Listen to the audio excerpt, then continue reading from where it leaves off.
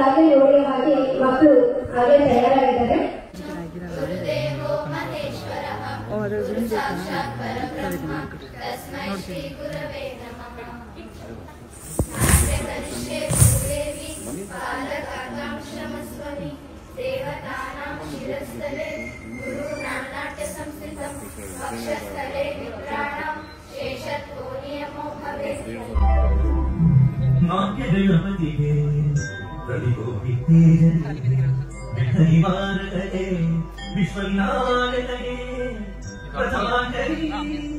प्रथम पुष्पांजलि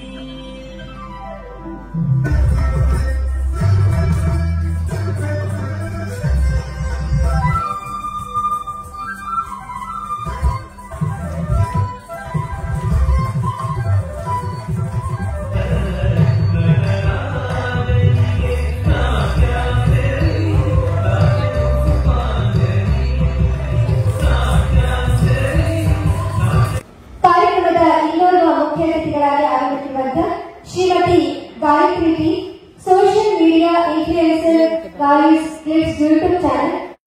ಇಷ್ಟೊತ್ತು ಕೇಳಿಸ್ಕೊಂಡ ನಿಮಗೆ ಗೊತ್ತಿರುತ್ತೆ, ದಾವಣಗೆರೆಯಲ್ಲಿ ನಮನ ಅಕಾಡೆಮಿ ಅನ್ನೋ ಒಂದು ಭರತನಾಟ್ಯ ಕಲಿಸಿಕೊಡುವಂಥ ಒಂದು ಅಕಾಡೆಮಿ, ಅಲ್ಲಿ ಅವರ ಗೆಜ್ಜೆ ಅಂದರೆ ಸಲಂಗೈ ಪೂಜೆ ಅಂದರೆ ಗೆಜ್ಜೆಯನ್ನು ಕಟ್ಟುವಂಥ ಪೂಜೆಗೆ ನಮ್ಮನ್ನು ಗೆಸ್ಟ್ ಆಗಿ ಕರೆದಿದ್ರು. ಅದರ ಒಂದು ತುಣುಕುಗಳನ್ನು ನೀವೀಗ ನೋಡ್ತಾ ಇದ್ದೀರಾ.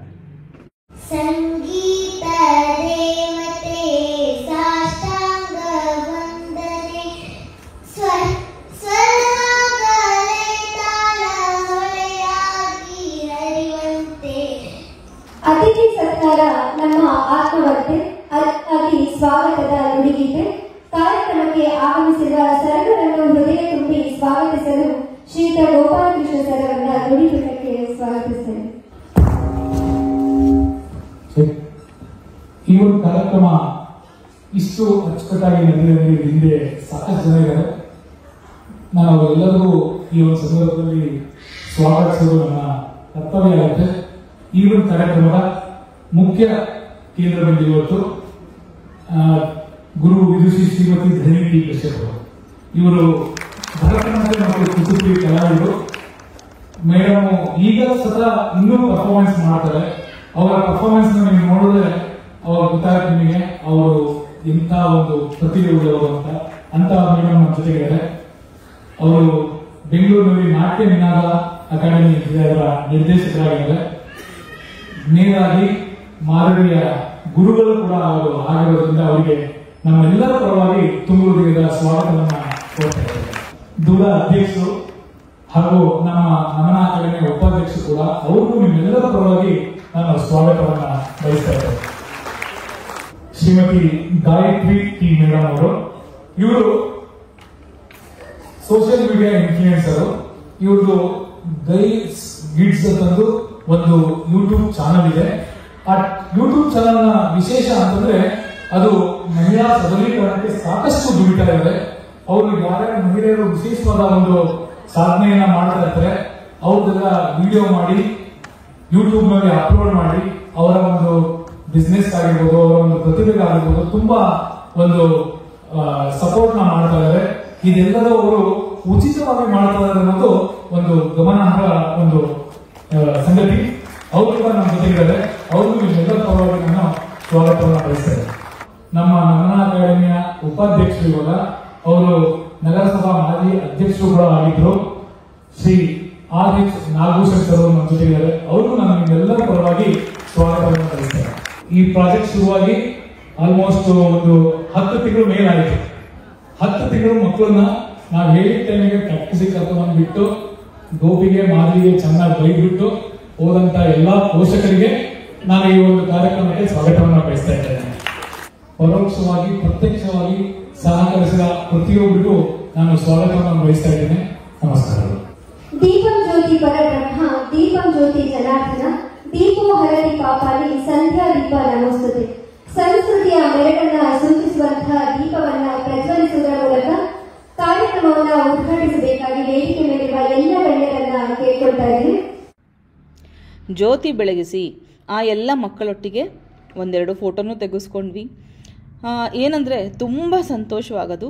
ಈ ಥರ ಒಂದು ಏನಂತಾರೆ, ಮಕ್ಕಳಿಗೆ ಆರೋಗ್ಯದ ಕಡೆಗೆ ನಿಟ್ಟಿನಲ್ಲಿ ನೋಡಿದ್ರೂ ಕೂಡ ಒಳ್ಳೆಯದು, ಹಾಗೆ ನಮ್ಮ ಸಂಸ್ಕಾರದ ನಿಟ್ಟಿನಲ್ಲಿ ನೋಡಿದ್ರೂ ಕೂಡ ಒಳ್ಳೆಯದು.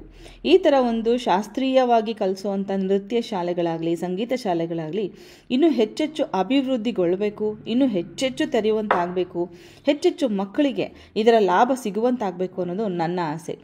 ತುಂಬ ಖುಷಿಯಾಗುತ್ತೆ ಇದನ್ನೆಲ್ಲ ನೋಡುವಾಗ. ಹಾಗೆ ಅಲ್ಲಿ ನಟರಾಜನ ಪೂಜೆ ಕೂಡ ಆಗಿತ್ತು, ಸರಸ್ವತಿ ಪೂಜೆ ಆಗಿತ್ತು. ನಾವು ಹೂಗಳನ್ನು ಹಾಕಿ ಅಲ್ಲಿಂದ ಹೋಗಿ ಸ್ಟೇಜ್ ಮೇಲೆ ಕೂತ್ಕೊಂಡ್ವಿ. ಎಲ್ರಿಗೂ ಈ ಸಂಜೆಯ ವಂದನೆಗಳು.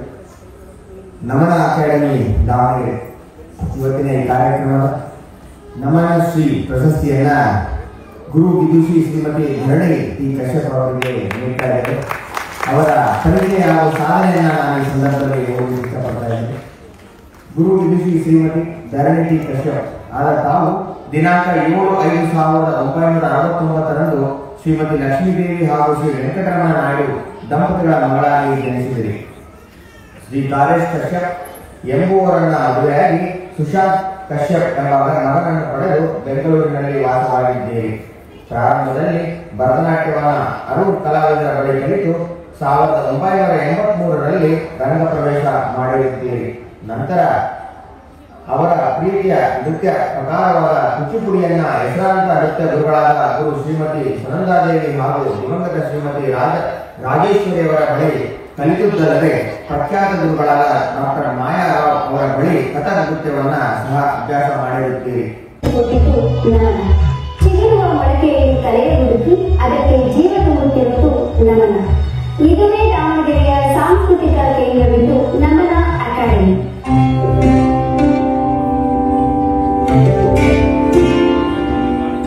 2019ರಲ್ಲಿ ಗುರು ವಿದುಷಿ ಮಾಧವಿ ಟಿಕೆಯವರ ನೇತೃತ್ವದಲ್ಲಿ ಸ್ಥಾಪನೆಯಾದ ನಮನ ಅಕಾಡೆಮಿಯು ಭರತನಾಟ್ಯ ಶಾಸ್ತ್ರೀಯ ನೃತ್ಯ ಪ್ರಕಾರದಲ್ಲಿ ತರಗತಿಗಳನ್ನು ನಡೆಸುತ್ತಿದ್ದು ಪ್ರಸ್ತುತ 150ಕ್ಕೂ ಅಧಿಕ ವಿದ್ಯಾರ್ಥಿಗಳು ತರಬೇತಿ ಪಡೆಯುತ್ತಿದ್ದಾರೆ. ಪ್ರತಿಷ್ಠಿತ AJS ಶಾಲೆಯಲ್ಲಿ ಹಾಗೂ ನಗರದ ಆಂಜನೇಯ ಬಡಾವಣೆಯ 16ನೇ ಕ್ಲಾಸಿನಲ್ಲಿ ನಿರಂತರವಾಗಿ ತರಗತಿಗಳು ನಡೆಯುತ್ತಿದೆ.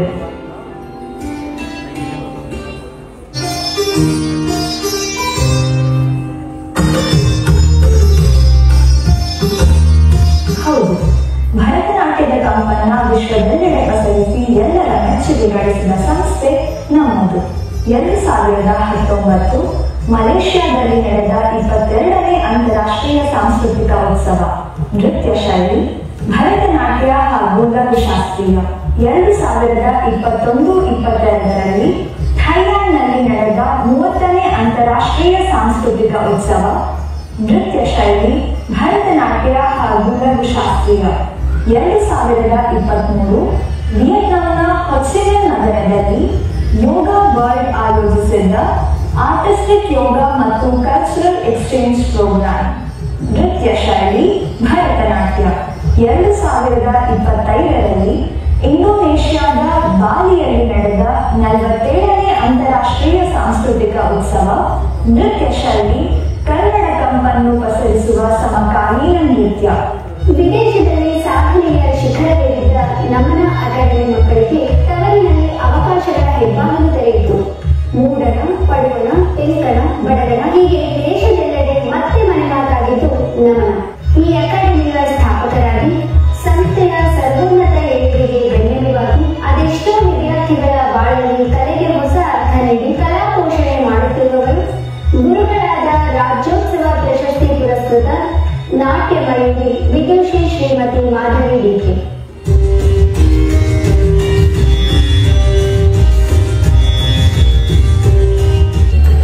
ಸಲಂಗೈ ಪೂಜೆಯು ಸಲಂಗೈ ಅಥವಾ ನೃತ್ಯ ಕಲಾವಿದರ ಪಾದದ ಗಂಟೆಗಳನ್ನು ಗೌರವಿಸುವ ಸಮಾರಂಭವಾಗಿದೆ.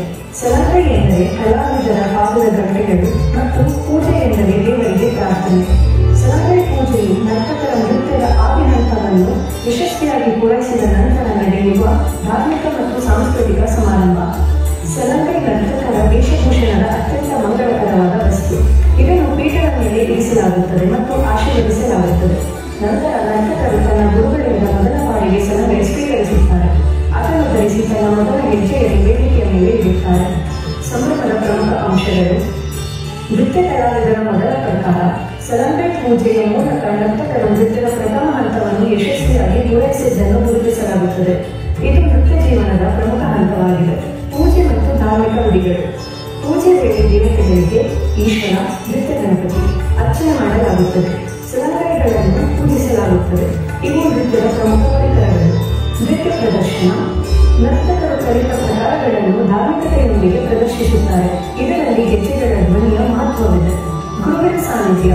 ಸಲಕರಣೆ ಪೂಜೆಯು ನರ್ತಕರ ಶ್ರದ್ಧೆ ಮತ್ತು ಗುರುವಿನ ಪವಿತ್ರ ಮಾರ್ಗದರ್ಶನಕ್ಕೆ ಗೌರವ ಸಲ್ಲಿಸುವ ಒಂದು ಭಾಗವಾಗಿದೆ. ಈ ಸಮಾರಂಭದ ಮೂಲಕ ನರ್ತಕರು ತಮ್ಮ ನೃತ್ಯ ಯಾಗದ ಮೊದಲ ಹಂತವನ್ನು ಪೂರೈಸಿ ನೃತ್ಯದ ಮುಂದಿನ ಅಧ್ಯಯನ ಮತ್ತು ಪ್ರದರ್ಶನದ ಮಾರ್ಗವನ್ನು ಪ್ರಾರಂಭಿಸುತ್ತಾರೆ. Shrimati Gayatri social media influencer, Gaya's glitz YouTube channel, ಇವರು ಕಾರ್ಯಕ್ರಮವನ್ನು ಉದ್ದೇಶಿಸಿ ಒಂದೆರಡು ಮಾತನಾಡಬೇಕಾಗಿ ಕೇಳಿಕೊಳ್ಳಿ.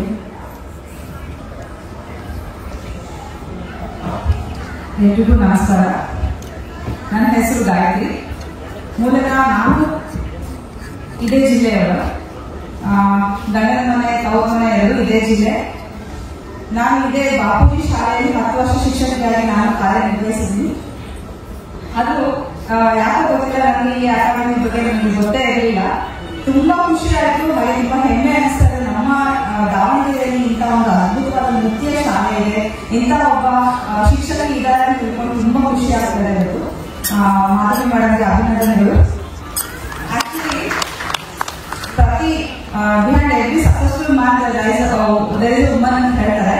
ಬಟ್ ನನ್ನ ವಿಷಯ ತಗೊಂಡ್ರು, ಹಾಗೆ ಮಾಧವಿ ಮೇಡಮ್ ವಿಷಯ ತಗೊಂಡ್ರು, ಮನೆಯಲ್ಲಿ ಪ್ರೋತ್ಸಾಹ, ಯಜಮಾನರ ಪ್ರೋತ್ಸಾಹ, ಮಕ್ಕಳ ಪ್ರೋತ್ಸಾಹ ಇದ್ರೆ ನಾವ್ಯಾವ ಮುಂದುವರಿಯಕ್ಕೆ ಸಾಧ್ಯನೇ ಇಲ್ಲ.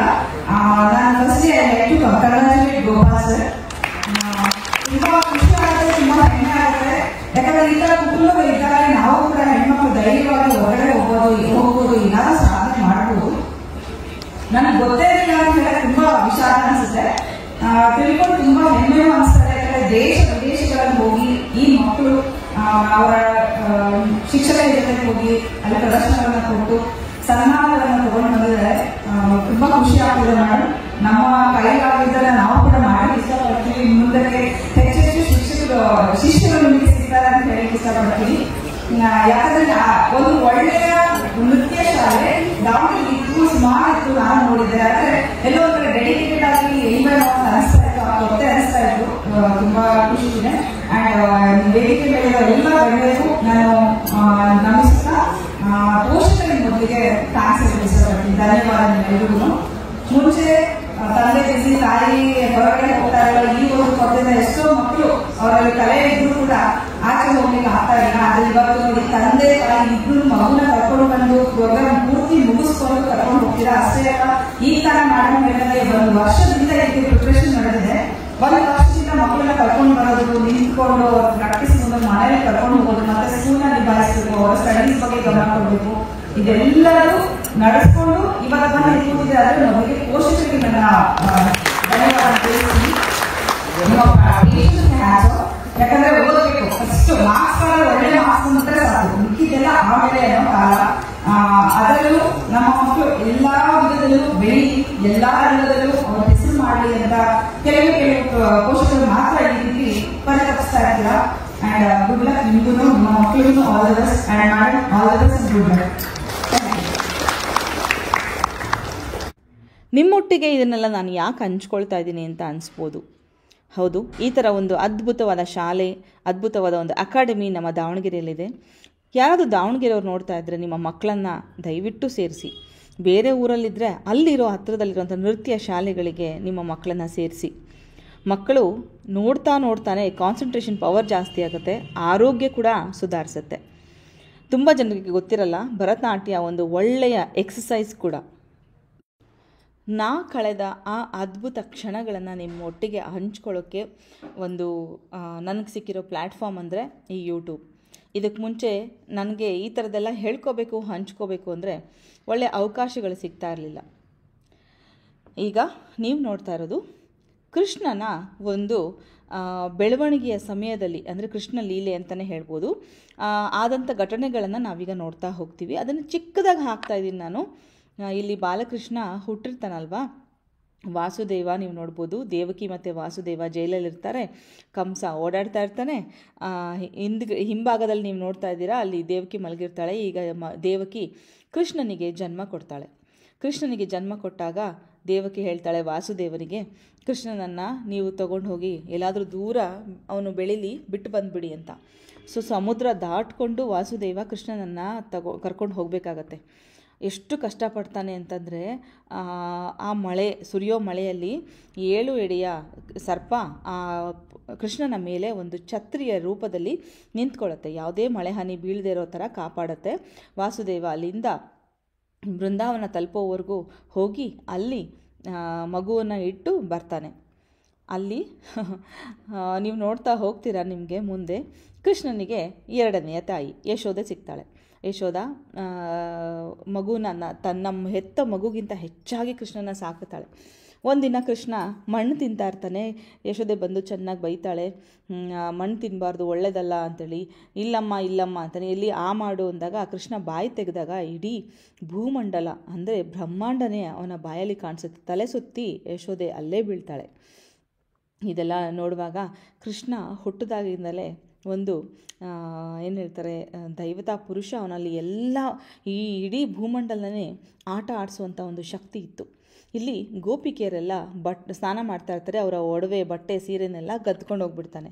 ಅವರೆಲ್ಲ ಹತ್ತು ಕರೆದು ಬೇಡ್ಕೊಂಡು ಆನಂತರ ಕೃಷ್ಣ ಅವರಿಗೆ ಬಟ್ಟೆಗಳನ್ನು ಕೊಡ್ತಾನೆ. ನೀರು ತೊಗೊಂಡು ಹೋಗ್ತಾ ಇದ್ರೆ ಕಲ್ಲು ಹೊಡೆಯೋದು ಇದೆಲ್ಲ ನೋಡಿ ಗೋಪಿಕೆಯರೆಲ್ಲ ಬಂದು ಕೃಷ್ಣನ ತಾಯಿಗೆ ಕಂಪ್ಲೇಂಟ್ ಮಾಡ್ತಾ ಇದ್ದಾರೆ. ನೋಡಿ ನಿಮ್ಮ ಮಗ ಹಂಗೆ ಮಾಡ್ದ ಹಿಂಗೆ ಮಾಡ್ದ ಅಂಥೇಳಿ. ಇಲ್ಲಿ ಕೃಷ್ಣನ ಪಾತ್ರ ನಿರ್ವಹಿಸ್ತಾ ಇರೋದು ನನ್ನ ಫ್ರೆಂಡ್ ಮಗಳು. ಏನು ಅದ್ಭುತವಾಗಿತ್ತು ಮಕ್ಕಳ ಎಕ್ಸ್ಪ್ರೆಷನ್, ಒಬ್ರಿಗಿಂತ ಒಬ್ಬರು. ಅದು ನನಗದು ಎದ್ದು ಬರೋಕ್ಕೆ ಮನಸ್ಸು ಬರಲಿಲ್ಲ, ಅಷ್ಟು ಚೆನ್ನಾಗಿತ್ತು. ಮಾತ್ರ ತುಂಬ ಚೆನ್ನಾಗಿ ಮಾಡಿದ್ರು. ಕೃಷ್ಣ ನನಗೆ ಎಲ್ಲರೂ ಕಂಪ್ಲೇಂಟ್ ಹೇಳಿದಾಗ ಆ ತಾಯಿ ನಂಬೋದೇ ಇಲ್ಲ. ಕೃಷ್ಣ ಆ ರೀತಿ ಹೇಳ್ತಾನೆ, ಇಲ್ಲ ಅಮ್ಮ ನಾನು ಆ ಥರ ಮಾಡೇ ಇಲ್ಲ, ಸುಳ್ಳು ಹೇಳ್ತಾ ಇದ್ದಾರೆ ಇವರೆಲ್ಲ ಅಂದಾಗ ಯಶೋದೆ ಅವರೆಲ್ರಿಗೂ ಬೈದು ಕಳಿಸ್ತಾಳೆ. ಆನಂತರ ಕೃಷ್ಣ ಅಂದರೆ ಗೋಪಾಲರು, ಇವರು ಗೋವುಗಳನ್ನು ಕಾಯ್ತಾರಲ್ಲ, ಗೋಪಾಲರ ಜೊತೆಗೆ ದಿನ ಸಮಯ ಕಳೆಯೋದ್ರನ್ನ ನೋಡಿದ್ವಿ. ಹಾಗೆ ಈಗ ಕಾಳಿಂಗ ಮರ್ದನ ಅಂದರೆ ಕಾಳಿಂಗ ಸರ್ಪ ಸಮುದ್ರದಲ್ಲಿ ಇರುತ್ತೆ. ಕೃಷ್ಣ ಆ ಸಮುದ್ರಕ್ಕೆ ಹೋಗಿ ಆ ಸರ್ಪನ ಸಂಹಾರ ಮಾಡಿ ಸರ್ಪದ ಮೇಲೆ ನಿಂತು ನಾಟ್ಯ ಮಾಡ್ತಾನೆ. ಆ ಒಂದು ದೃಶ್ಯ ಅದ್ಭುತ. ನಾವೆಲ್ಲ ಮಹಾಭಾರತ ರಾಮಾಯಣ ನೋಡುವಾಗ ಕಣ್ಣಲ್ಲಿ ಕಟ್ಟದಂಗಿದೆ ಆ ಒಂದು ದೃಶ್ಯಗಳು. ಈಗ ನೋಡಿ ಆ ಸರ್ಪನ ಮಣಿಸಿ ಆ ಸರ್ಪದ ಮೇಲೆ ನಿಂತು ಕೃಷ್ಣ ನಾಟ್ಯ ಮಾಡ್ತಾನೆ. ನಂಗೆ ಯಾಕೋ ಗೊತ್ತಿಲ್ಲ, ಇದೆಲ್ಲ ತುಂಬ ಮನಸ್ಸಿಗೆ ಹಿಡಿಸಿ ನಿಮ್ಮ ಜೊತೆ ಹಂಚ್ಕೊಳ್ತಾ ಇದ್ದೀನಿ. ಆ್ಯಂಡ್ ಈ ಮಕ್ಕಳಿಗೆಲ್ಲ ಮನಸ್ಫೂರ್ತಿಯಾಗಿ ಕಂಗ್ರ್ಯಾಚುಲೇಷನ್ಸ್ ಹೇಳ್ತೀನಿ, ಅಭಿನಂದನೆಗಳನ್ನು ತಿಳಿಸ್ತೀನಿ. ಎಷ್ಟು ಅದ್ಭುತವಾಗಿ ಮಾಡಿದ್ರಿ ಮಕ್ಕಳ ಅಂದರೆ ಯಾವ ದೊಡ್ಡವರು ಕೂಡ ಪ್ರಯತ್ನ ಮಾಡಿದ್ರು ಅಷ್ಟು ಈ ಎಕ್ಸ್ಪ್ರೆಷನ್ಸ್ ಕೊಡಲಿಕ್ಕಾಗಲ್ಲ, ಅಷ್ಟು ಚೆನ್ನಾಗಿ ಮಾಡಿದರು. ಆ್ಯಕ್ಚುಲಿ ಗೆಸ್ಟ್ ಆಗಿ ಫ್ರೆಂಡ್ ಸೀಟಲ್ಲಿ ಕೂತಿದ್ರಿಂದ ಸ್ಟೇಜ್ ಸ್ವಲ್ಪ ದೂರ ಅನಿಸ್ತಾ ಇತ್ತು. ಅಂದರೆ ನನಗೆ ಕ್ಯಾಪ್ಚರ್ ಮಾಡಲಿಕ್ಕೆ ಎದ್ದು ರೆಕಾರ್ಡ್ ಮಾಡಬೇಕಿತ್ತು, ಮಾಡಿದರೆ ಚೆನ್ನಾಗಿರ್ತಿತ್ತು ಅಂತ ಈಗ ಅನ್ನಿಸ್ತಾ ಇದೆ. ಎಂಟ್ರೆನ್ಸಲ್ಲಿ ತುಂಬ ಚೆನ್ನಾಗಿ ವೆಲ್ಕಮ್ ಡೆಕೋರೇಷನ್ಸ್ ಬಹಳ ಚೆನ್ನಾಗಿ ಮಾಡಿದರು. ನಿಮಗೇನಾದರೂ ನನ್ನ ಈ ವ್ಲಾಗ್ ಇಷ್ಟ ಆದರೆ ಪ್ಲೀಸ್ ಗೊತ್ತಲ್ಲ ಒಂದು ಲೈಕ್ ಮಾಡೋದನ್ನು ಮಾತ್ರ ಮರಿಬೇಡಿ. ನಿಮ್ಮ ಪ್ರೋತ್ಸಾಹನೇ ನನಗೆ ಪ್ರತಿದಿನ ಒಂದು ಮೋಟಿವೇಶನ್. ನೆನ್ನೆ ಪರ್ಸ್ನಲ್ ಕೆಲಸಗಳಿಂದ ಆಚೆ ಹೋಗಿದ್ದರಿಂದ ನನಗೆ ವ್ಲಾಗ್ ಹಾಕಲಿಕ್ಕೆ ಆಗಲಿಲ್ಲ, ದಯವಿಟ್ಟು ಕ್ಷಮಿಸಿ. ತುಂಬ ಕಾದಿರ್ತೀರಾ ಅಂತಲೂ ಗೊತ್ತು, ಕ್ಷಮಿಸಿ. ಎಷ್ಟು ಚೆನ್ನಾಗಿ ಮಾಡಿದ್ದಾರೆ ನೋಡಿ. ಎಲ್ಲ ಕೃಷ್ಣನ ಲೀಲೆಗಳನ್ನು ಅಥವಾ ಕೃಷ್ಣನ ಪುಟ್ಟ ಪುಟ್ಟ ಮೂರ್ತಿಗಳನ್ನು ತುಂಬ ಚೆನ್ನಾಗಿ ಆರ್ಗನೈಸ್ ಮಾಡಿದರು.